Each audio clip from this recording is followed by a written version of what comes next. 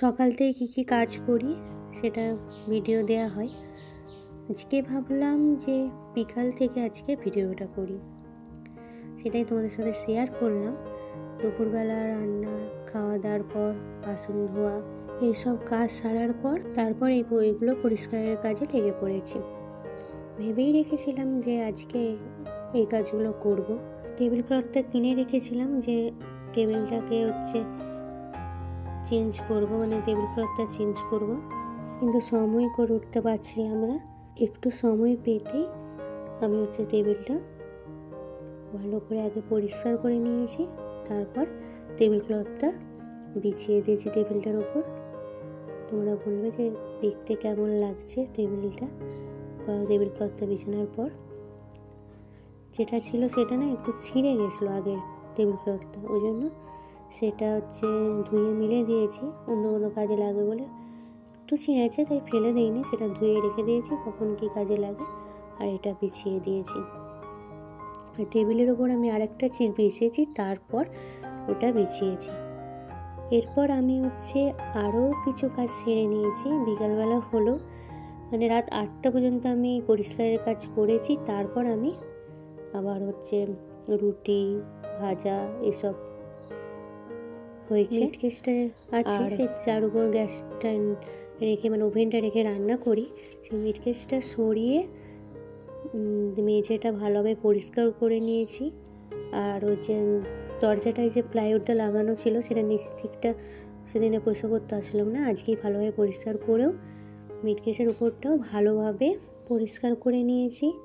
ওভেনটাও ভালোভাবে পরিষ্কার করেছি। পরিষ্কার করে একটা চিক, মানে সেই যেদিকে ডিবেগুলো থাকে সেদিকে একটু চিক বিছিয়েছি। চিক বিছিয়ে এই যে ওভেনের নিচেটা বিছিয়েছি, দেখালাম। আর দেওয়ালেও ওই কাগজগুলো কেমন হয়ে গেছে, ওইগুলোও চেঞ্জ করব। তো আজকে আর সময় নেই, সেজন্য আর করিনি।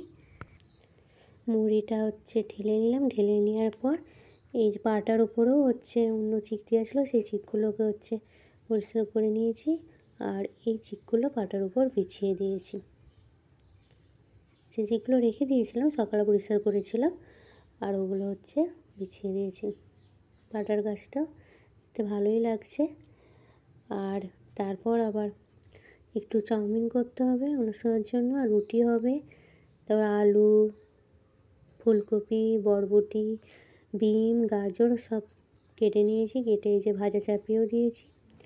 আর এদিকে ভাজাটা ওদিকে চাপিয়ে আমি ওদিকে আবার আটাটাও মেখে নিয়েছি রুটি করব বলে। আর এদিকে আরেকটা কড়া বসিয়ে দিচ্ছি, এটা চাউমিনটা একটু সিদ্ধ করে নেব। আর ওদিকেও ভাজাটা হতে হতে চাউমিনটা সিদ্ধ হয়ে গেলে তারপর চাউমিনটা করে দেবো। এই যে একটার পর একটা মানে পরিষ্কারের কাজ এইসব চললো। তারপর আবার এগুলো করা আছে, তখন মনে হয় যে যখনই সময় পেলে সেই পরিষ্কার করে রেখে দিলেই হতো, এরকম মনে হয়। কিন্তু বাচ্চার জন্য না, মুখে বলা হয় কিন্তু বাচ্চার জন্য না হয়ে ওঠে না। মানে এদিকে সব কিছু সামলিয়ে আবার সব সময় সব কিছু মানে টিপটাপ করে রাখা, পরিষ্কার করে রাখা না হয়ে ওঠে না। সেই জন্য আমি কিছুদিন ছাড়া এগুলো করি। যেদিন করি, আর বাচ্চাকে নিয়ে তো সব কাজ একা হাতে করা মানেই সব কিছুই মানে ভালোই কষ্ট হয় করতে, চাপও হয়ে যায়, কিন্তু কিছু করার নেই, করতেই হবে। কী করেছি দেখালাম। অনুসরকে খাইয়ে দিয়েছি, আর এদিকে অনুসর বাবার জন্য রুটি, ভাজা আর চাউমিন কিছুটা রেখেছিলাম, সেটাই রেখে দিচ্ছি। আর আজকে এখানেই ভিডিওটা শেষ করছি। আর সবাইকে শুভরাত্রি। সবাই ভালো থাকবেন, সুস্থ থাকবেন। আবার নতুন ভিডিওতে তোমাদের সাথে দেখা হবে।